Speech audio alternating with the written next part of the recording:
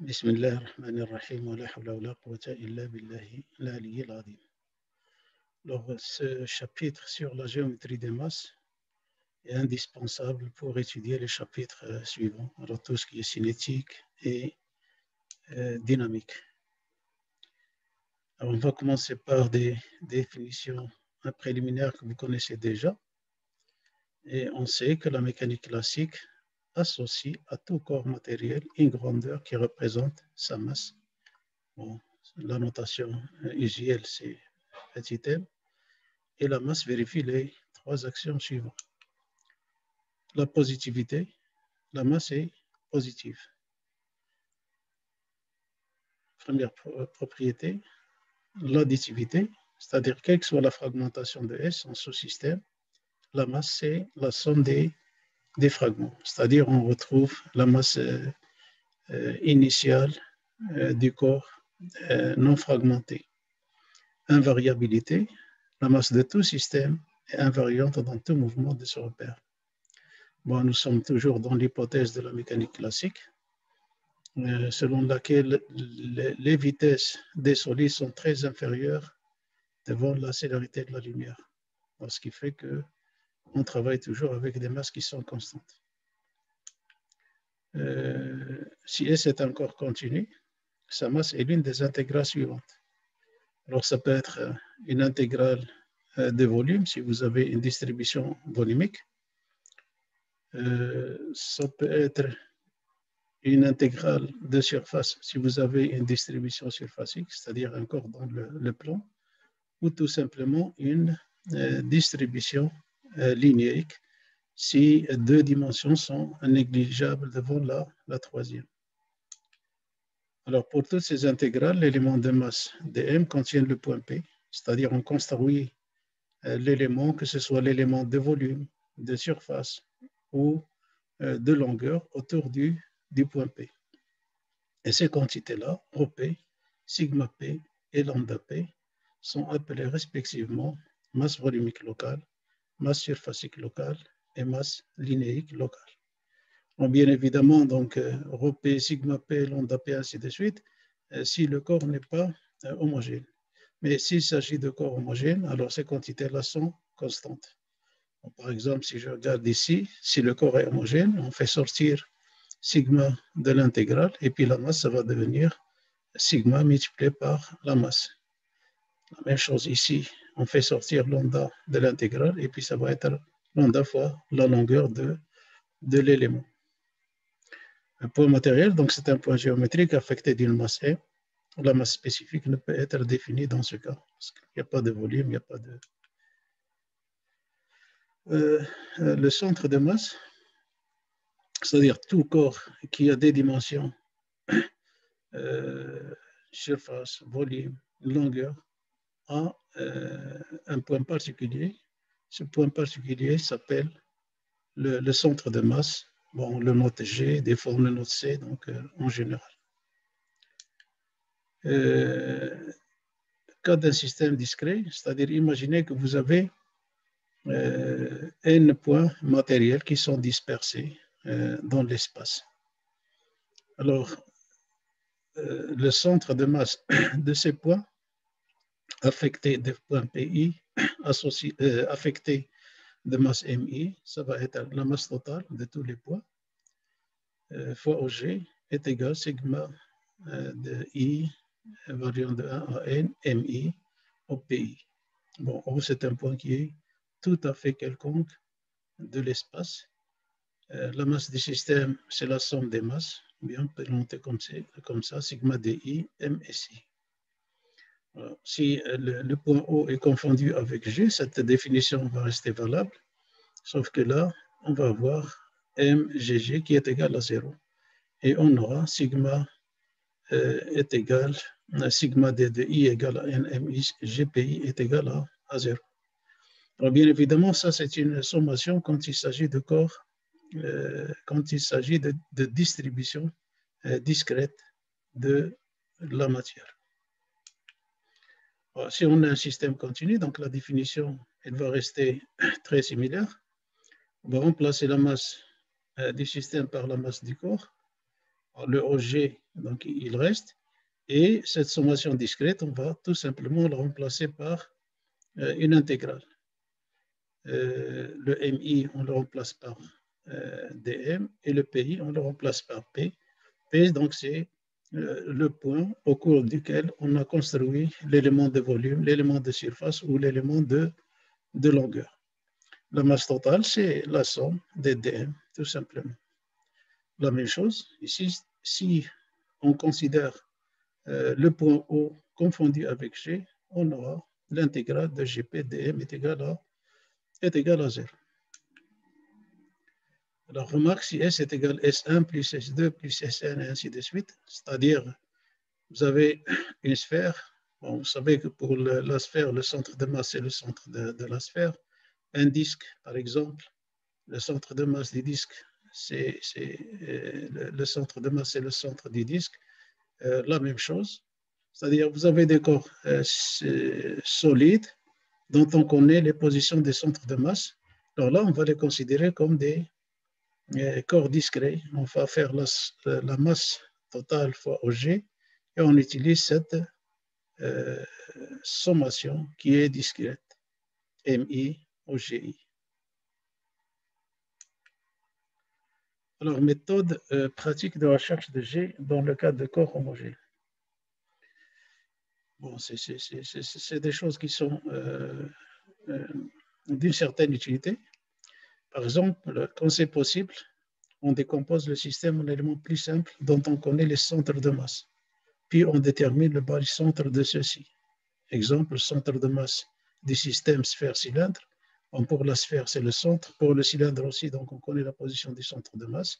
On fait M1 plus M2 fois OG est égal à la masse de la sphère fois OG de la sphère plus masse du cylindre fois OG du cylindre. Utiliser les symétries du système lorsqu'elle existe, le centre de masse appartient aux éléments de symétrie. Alors des fois, donc, on a une figure, par exemple un demi-disque qui présente une symétrie par rapport à l'axe Y. Donc on sait que le centre de masse du demi-disque se trouve sur l'axe Y. Alors, les composantes du centre de masse sont XG et YG. Alors, ce n'est pas la peine de faire les calculs pour XG. Vous dites par raison de symétrie, le centre de masse se trouve sur l'axe OY, donc XG est égal à 0. Et puis, il faut s'intéresser tout simplement au calcul de YG pour ne pas perdre du temps inutilement. Alors, lorsqu'il s'agit de déterminer les centres de masse d'arc, de courbe plane ou de surface plane, on regarde s'il y a une possibilité d'utiliser un des deux théorèmes de Gülden. Bon, on peut l'appliquer dans des conditions qui sont très spécifiques, qui sont très particulières, mais lorsqu'on peut appliquer ces théorèmes, donc vous allez voir que la détermination des centres de masse devient très simple. Alors, le premier théorème, donc nous avons une courbe AB qui est située dans un quart de plan. Et évidemment, il ne faut pas que ça déborde sur les autres quarts de plan. Et on voudrait déterminer le centre de masse de cette courbe AB qui est contenue dans ce cadran positif. Alors, qu'est-ce qu'on fait? Donc, on considère un point P, puis on construit un élément de longueur dl autour du point P. Parce que là, nous avons une distribution linéique de la matière. Alors, qu'est-ce qu'on fait? On fait tourner, alors le point P est repéré par X et par Y, bien évidemment, qui sont ces composantes dans la base IJ. Alors, on fait tourner ce petit élément autour de OY. Voilà, une rotation de 360 degrés. Alors, qu'est-ce qu'on va décrire? On va tout simplement décrire une petite surface. C'est la surface d'un petit cylindre. Quel est son rayon? Le rayon, c'est X. Et sa hauteur, c'est dl, en première approximation. Donc, la surface balayée par cette rotation autour de l'axe Y, c'est 2πx. Bon, c'est le périmètre de base. multiplié par la hauteur. Alors, pour avoir la surface balayée par la courbe AB, donc on doit intégrer sur AB, c'est-à-dire on doit faire la somme de ces dsy et on obtient 2pi x dl. Alors, la même chose, c'est-à-dire si on fait tourner cet élément autour de OX, on va décrire la même chose, un petit cylindre, mais cette fois-ci de rayon Y et de hauteur dl. Et le dsx, c'est-à-dire la surface engendrée par la rotation de dl autour de l'axe OX, c'est 2pi y dl. Donc la surface totale engendrée par la rotation de AB, donc il suffit de faire la somme de ces éléments de surface. Donc ça va être l'intégrale de 2pi y dl. Alors, on revient à la définition de masse, de départ du centre de masse de AB. La définition, c'est M au G est égal à l'intégrale de AB au P dm. La masse, c'est lambda multiplié par la longueur, parce qu'on a une distribution linéique. Le dm, c'est lambda dl, et puis on a OP. Alors, qu'est-ce qu'il nous reste à faire? Tout simplement à projeter. Les coordonnées de G sont XG, YG, et les coordonnées, les composantes de P sont X et Y. Donc, on va projeter sur OX et sur OY.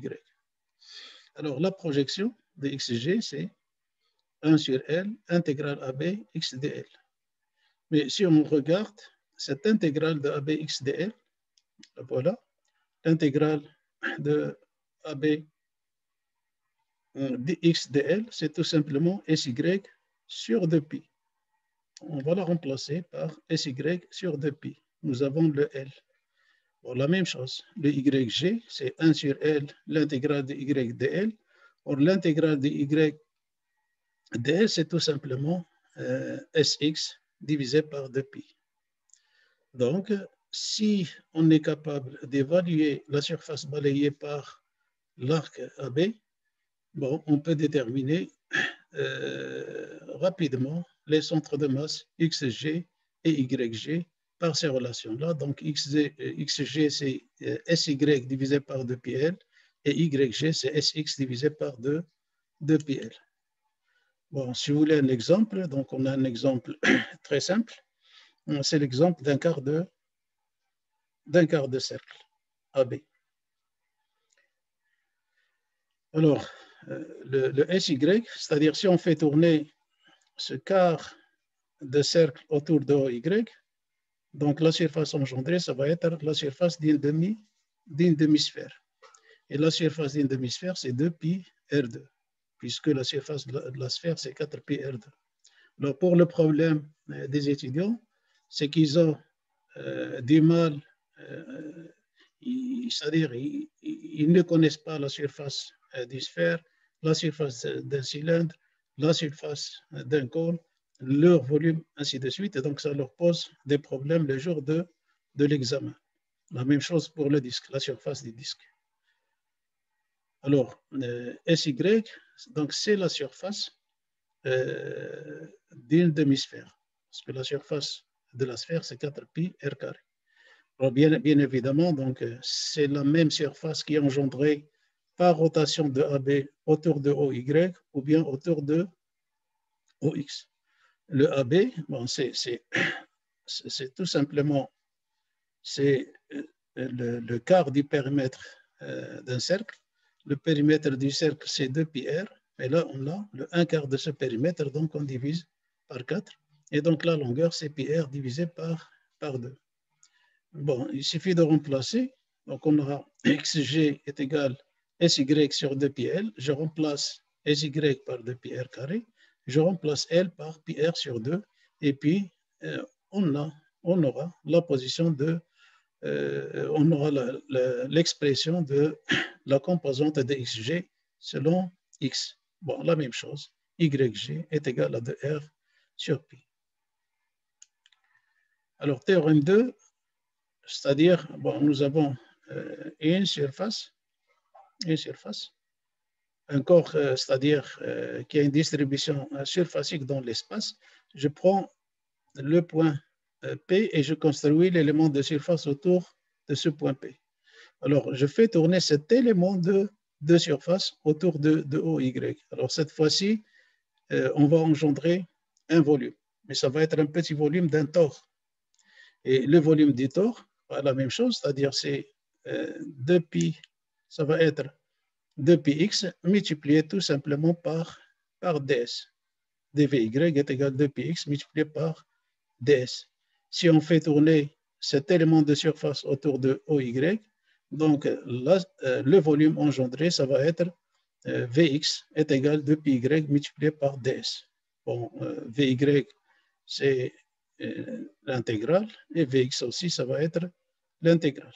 Alors, ce qu'on doit retenir, c'est Vy, c'est l'intégrale de x ds. Ça veut dire que cette intégrale-là, c'est Vy divisé par 2pi.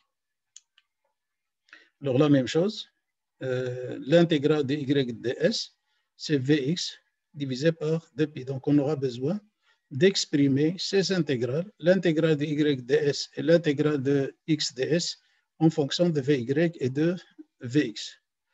Alors, on va revenir à la définition de base du centre de masse. La masse fois OG est égale à l'intégrale de OP dm.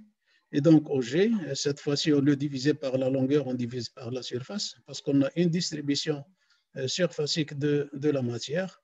On projette sur les deux directions. On aura xg est égal à 1 sur s, intégrale de x ds.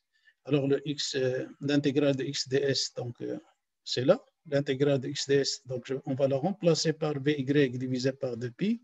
Et puis l'intégrale de y ds, on va la remplacer par Vx divisé par 2pi. Et on obtient les coordonnées du centre de masse qui sont xg. Donc ça va être tout simplement Vy sur 2πs. Et yg, ça va être Vx divisé par 2pi s. Je rappelle que Vy, c'est le volume engendré par la rotation du solide qui est situé dans un quart de plan autour de OY. Vx, c'est le volume engendré par la rotation de la surface autour de OX. Alors, c'est fini. Donc, si vous connaissez le volume et la surface, vous pouvez déterminer xg et yg. Bon, un exemple, c'est-à-dire si on prend un quart de disque, cette fois-ci, on voit le quart de disque. Alors, si on le fait tourner autour de OY, cette fois-ci, on va engendrer un volume. Ça va être le volume d'une demi-sphère.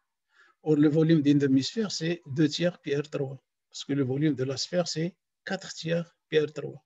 Donc, je remplace, donc j'utilise ce résultat-là. Xg est égal à Vy sur 2πs, Vy sur 2πs. Comme Vy, c'est le volume d'une demi-sphère, donc c'est 2 tiers pi r3. La surface, c'est le quart de la surface d'un disque. Parce que la surface d'un disque, c'est pi r2. Donc là, on divise par 4 parce qu'on a un quart de disque. Et puis, donc, on obtient xg est égal à 4r sur 3pi. Yg, c'est 4r sur 3pi. C'est la même chose. Alors, centre de masse de volume ou de surface homogène présentant un axe de révolution. Alors, exemple ici, donc nous avons un demi-disque. Alors, nous avons déjà fourni un effort. Nous connaissons les composantes de G1. Bon, d'après ce qu'on vient de voir, c'est 4R sur 3pi, 4R sur 3pi, pour ce quart de disque qui est situé dans le quart du plan positif. Là, on peut déduire les composantes de G2. Ça va être tout simplement moins 4R sur 3pi, 4R sur 3pi. C'est la même chose. Ce qui a changé en passant de là à là, c'est tout simplement la composante selon X. Bon, alors qu'est-ce qu'on fait? On fait, alors, la masse de ce quart de disque, c'est M1. de ce quart de disque, c'est M2. Et M1 plus M2, ça représente la masse de ce demi-disque. Donc, on fait M1 en G1, c'est-à-dire on utilise la relation discrète, plus M2 au G2 est égal la masse totale, M1 plus M2 fois OG. Mais M1 est égal à M2, donc il y a des simplifications. Bien évidemment, donc là, on tombe sur XG est égal à 0, parce que par raison de symétrie, le centre de masse se trouve sur l'axe OY, et donc le YG, bah, il se trouve au même niveau. Donc, ce n'était même pas utile de faire les calculs, on pouvait directement déduire G, c'est le YG est égal, YG1 est égal à YG2, ou bien on utilise cette relation-là discrète pour trouver que YG est égal à 4R sur 3pi. Bon, maintenant, si on veut déterminer la position du centre de masse par un calcul direct, donc il y a plusieurs méthodes. Bon, la première, bon, que je ne vais pas exposer ici, donc bon, on l'expose au tableau, c'est en utilisant les coordonnées polaires. Polaires, donc vous aurez deux variables, θ. Bon, au lieu de grand R, donc vous aurez un petit r, donc vous aurez deux variables. Ben, il suffit d'intégrer ces deux variables. La variable R varie entre 0 et grand R, et θ va varier entre 0 et pi, bon, si vous utilisez les coordonnées polaires. Mais là, on profite de la symétrie du système et on prend tout simplement une petite tranche. Alors, cette petite tranche, c'est une tranche qui est rectangulaire. Bon, par raison de symétrie, pour cette petite tranche, son centre de masse se trouve sur l'axe OY, son centre de masse, c'est P. Donc là, j'ai fait MOG est égal à l'intégrale de OP dm. Alors, je vais m'intéresser uniquement au calcul de YG, parce que je sais que par raison de symétrie, le XG, le centre de masse, il ne va pas sortir de l'axe OY. Alors, le dm, c'est la surface de ce petit rectangle. Bon, sa longueur, c'est 2R, donc là, vous avez R. Là, c'est 2R, voilà 2R, multiplié par la hauteur, c'est dy. Et la masse totale, c'est sigma fois S. Bon, le R, je peux le repérer par l'angle θ. D'accord? Bon, voilà, le R, c'est ça. Donc, le R, c'est tout simplement R, grand R cosinus θ. Vous voyez? Voilà, votre R, c'est grand R cosinus θ. Le Y, c'est le Y, voilà. Le Y, c'est R sinus θ. Alors, je différencie et j'obtiens le dy est égal à R cosinus θ dθ. Voilà. Maintenant, il suffit tout simplement de remplacer. Je dois remplacer Y par R sinus θ.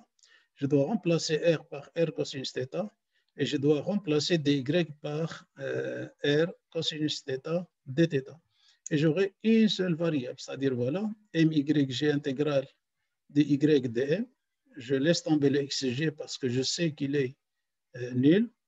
Et voilà, en remplaçant, le 2, ça provient de là. Donc, le 2, c'est la surface du petit rectangle. Nous avons dit que c'était 2R fois dy.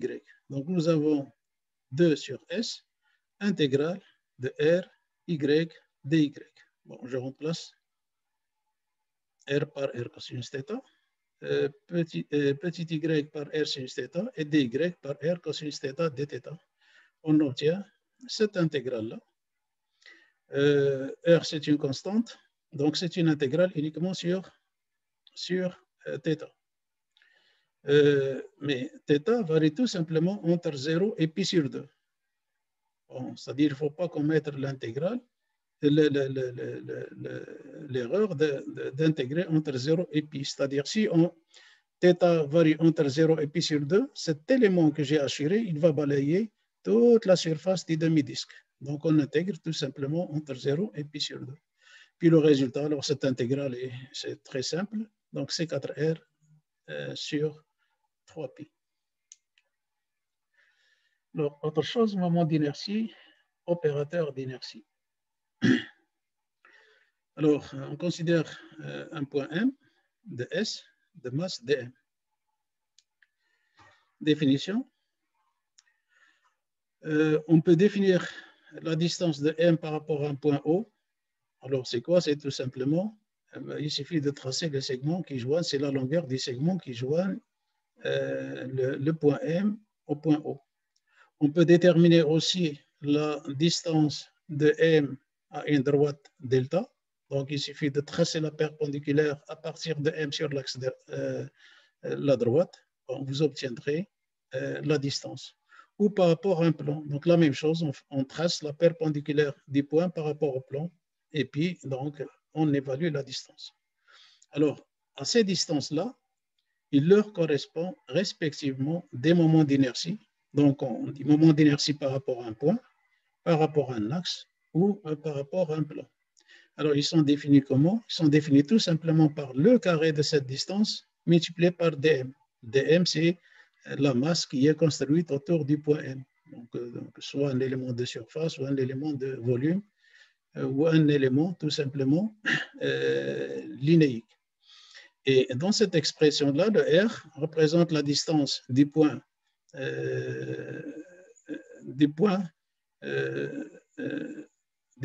M, bon, ou de l'élément construit autour de M au point O, à l'axe delta ou au plan Pi. Alors, pour le solide, bah, il suffit de faire la somme de ces quantités-là. C'est l'intégrale de R2 multipliée par dm. Bon, notation. Donc, on lit le moment d'inertie en haut du solide. Le moment d'inertie par rapport à l'axe delta du solide ou par rapport au plan pi, ou tout simplement, si on veut alléger les notations, on note IO, I delta et I indice pi. Bon, ça signifie la même chose. Donc là, c'est une notation un petit peu détaillée, mais là, c'est une notation qui est simplifiée. Alors, considérons le cas de figure suivante, c'est-à-dire nous avons un repère qui est défini par ces trois axes, OX, OY, OZ. Alors, je prends un point, bon, c'est-à-dire un petit élément construit autour du point M. Et on se pose la question, quelle est la distance entre le point M et le plan X ou Y? Alors, si je regarde ici, la distance, je dois tracer l'orthogonale jusqu'au plan. Donc, la distance, c'est petit m, grand M. Or, petit m, grand M, c'est tout simplement Z. Alors, les composantes de M sont X, Y, Z. Donc, la distance qui sépare le point M du plan X ou Y, c'est tout simplement la troisième composante du point M qui est Z. Alors, le moment d'inertie de M par rapport à ce plan, donc on utilise la définition que nous avons vue avant, donc ça va être Z2 dm. Et si on veut le moment d'inertie du solide en entier, on n'a pas tracé ici le solide, on a tracé juste le petit élément, donc ça va être l'intégrale, c'est-à-dire la sommation de ces moments d'inertie élémentaires.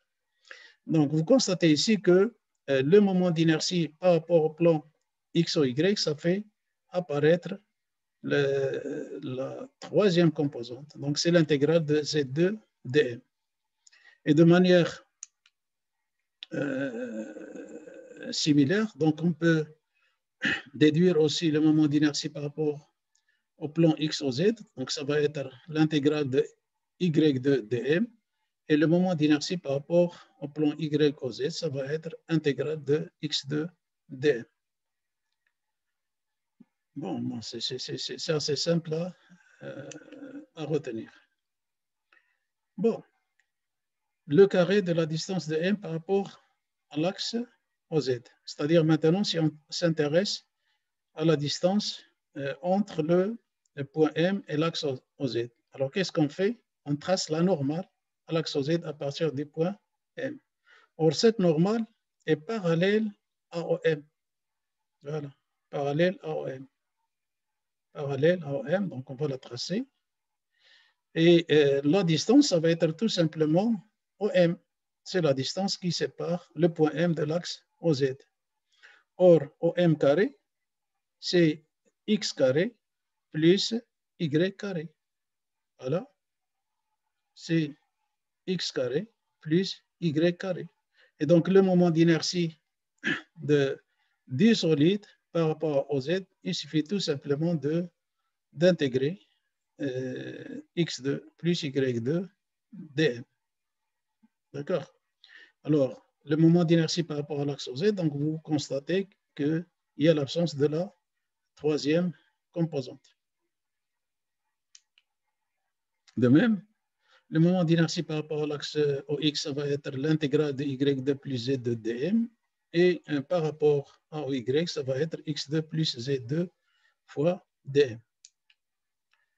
Maintenant, le carré de la distance de m au point O. Alors, le point, c'est-à-dire le point M est repéré par petit r, par la distance OM. La distance OM au carré, c'est tout simplement x2 plus y2 plus z2. Et donc, le moment d'inertie par rapport au point O, ça va être tout simplement l'intégrale de x2 plus y2 plus z2 fois dm. C'est le moment d'inertie de S par rapport au point O.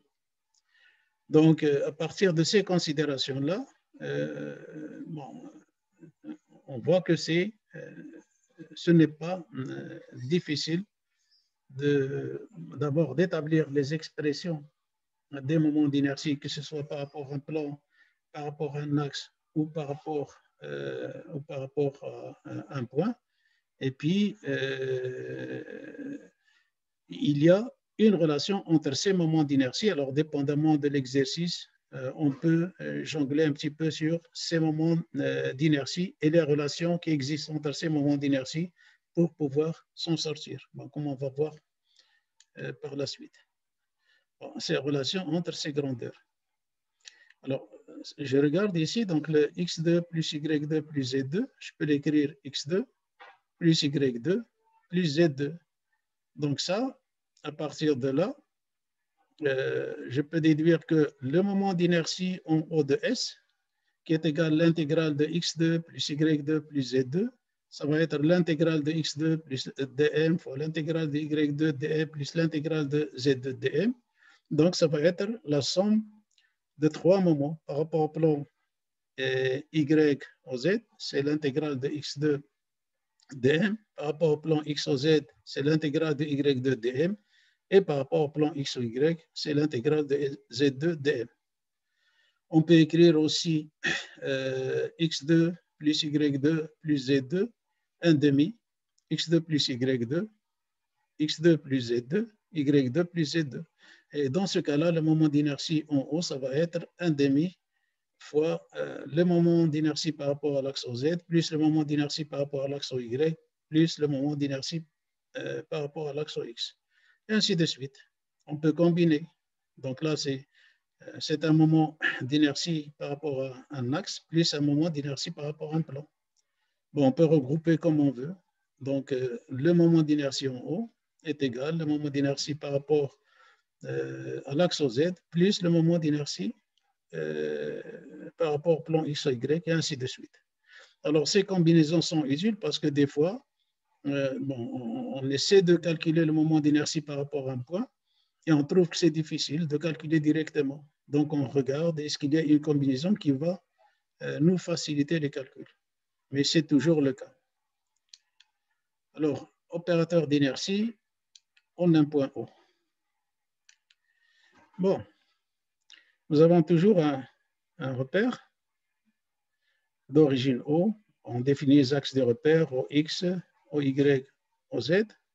Nous avons une droite delta qui passe par l'origine de ce repère. Bon, cette droite delta a pour vecteur directeur unitaire U. Alors, sur le solide, je prends un point M. D'accord. Alors, la distance qui sépare le point M de cette droite, il suffit de faire une projection orthogonale. Donc, c'est R. On voit R, c'est la distance qui sépare le point M de la droite delta. Bon, l'angle alpha, c'est l'angle qui repère le point M ou l'élément construit autour de M par rapport à la droite, delta. Alors, quel est le moment d'inertie de M par rapport à l'axe delta? Ça va être R2 dm. Mais pour avoir le moment d'inertie du solide, je dois intégrer cette quantité-là. Donc, c'est l'intégrale de R2 dm. Or, d'après la figure, le R, c'est tout simplement OM sinus alpha. C'est OM multiplié par sinus alpha. Parce que ce triangle-là, c'est un triangle qui est rectangle. Le sinus alpha, c'est petit r divisé par OM. Donc, de là, on déduit R qui est égal à OM sinus alpha. Or, OM sinus alpha, on peut l'écrire comme le module de OM, le module de U multiplié par sinus alpha. Et donc, on voit apparaître le module du produit vectoriel des vecteurs U avec OM. Mais comme on a R au carré, donc ici, on a le carré du module U vectoriel OM. Parce que le module de A vectoriel B, si on a deux vecteurs, c'est le module de A, module de B multiplié par sinus AB. Bon, alors, ce double, c'est-à-dire ce module au carré, on peut l'écrire U vectoriel OM multiplié scalairement par U, c'est-à-dire multiplié scalairement par lui-même. Et là, on voit apparaître un produit mixte. Nous avons un produit vectoriel. Donc, nous avons un vecteur, un deuxième vecteur, un troisième vecteur. Et là, on va intéresser, c'est-à-dire on va utiliser les propriétés du produit mixte. Vous savez bien que le produit mixte est invariant par permutation circulaire. Donc, on va permuter circulairement. C'est-à-dire, on va voir par permutation circulaire, le R2 va être, alors on fait passer le OM ici. Donc, ça va être OM vectoriel, U vectoriel OM. Et en appliquant cette permutation circulaire, donc on a isolé le vecteur U qui ne dépend pas de l'intégration. Donc ici, on a tout ça, c'est un vecteur, c'est un scalaire, et le produit scalaire est commutatif. Donc cette égalité, donc on a aussi cette quantité-là est égale U multiplié scalairement par OM multiplié vectoriellement par U vectoriel OM. Donc, le moment d'inertie par rapport à l'axe delta de S, c'est l'intégrale de R2 dm. Donc, c'est U, l'intégrale de OM multiplié vectoriellement par U, multiplié vectoriellement par OM, multiplié par dm. Donc, on constate que ce moment d'inertie par rapport à l'axe delta est égal à U, multiplié scalairement par une certaine opération faite sur le vecteur U. C'est cette opération qui est donnée par cette intégrale. OM vectoriel, U vectoriel, OM du. Alors, cette opération sur l'opérateur sur le vecteur U, on va tout simplement la symboliser par un opérateur. Et cet opérateur est appelé opérateur d'inertie en haut et noté opérateur d'inertie en haut de S. Alors, cet opérateur a les dimensions d'un moment d'inertie, c'est-à-dire des kilogrammes par mètre carré. Et sa définition, donc là, je peux mettre 3 traits. L'opérateur d'inertie en haut agissant sur le vecteur U, c'est l'intégrale de OM vectoriel U vectoriel OM multiplié par dm. Alors, finalement, donc on arrive à un résultat qui est extrêmement intéressant. Le moment d'inertie par rapport à l'axe delta, c'est U multiplié scalairement par l'opérateur d'inertie en haut du solide agissant sur le vecteur U. Alors, l'opérateur, il dépend du point O. Bien évidemment, si on change le point O, donc on va changer le vecteur OM. Et bon, l'opérateur, donc c'est une application qui est définie de l'espace vectoriel vers lui-même, qui a un vecteur U, fait correspondre l'opérateur d'inertie en haut agissant sur le vecteur U. C'est une application linéaire, donc c'est simple à vérifier.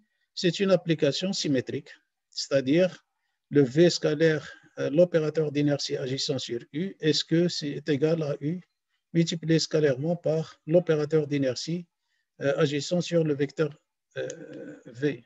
Alors, la démonstration, c'est très simple, donc elle découle de l'invariabilité des produits mixtes lorsqu'on exécute une permutation circulaire.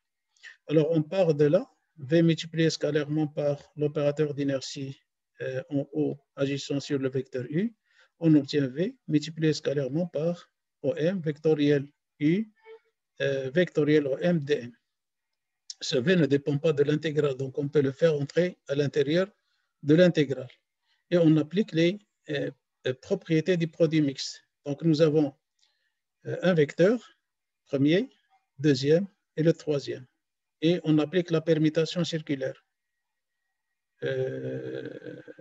Donc on obtient U vectoriel OM multiplié scalairement par V vectoriel OM dm.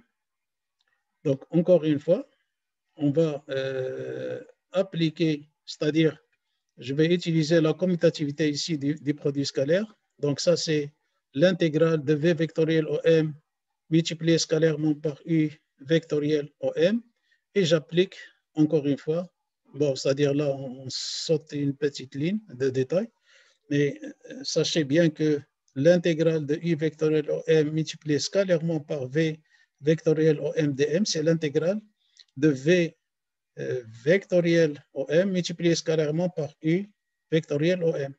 Donc ça va être un vecteur, un deuxième vecteur, un troisième vecteur. Donc, on applique les propriétés du produit mixte et donc on isole le vecteur U et on obtient, bon, on utilise la commutativité du produit scalaire et donc on obtient U multiplié scalaire, cette quantité-là qui est tout simplement l'opérateur d'inertie en haut agissant sur le vecteur V. Donc, c'est une application qui est linéaire, elle est symétrique. Donc, on va voir par la suite que la matrice qui sera associée à cet opérateur d'inertie, alors cette matrice, on va l'appeler matrice d'inertie, on va voir que c'est une matrice qui va être symétrique en conséquence. Alors, je me contente de cette partie-là, puis pour ne pas faire des cours, disons, assez longs. Puis donc, je vais reprendre par la suite la deuxième partie du cours. Alors, bon courage.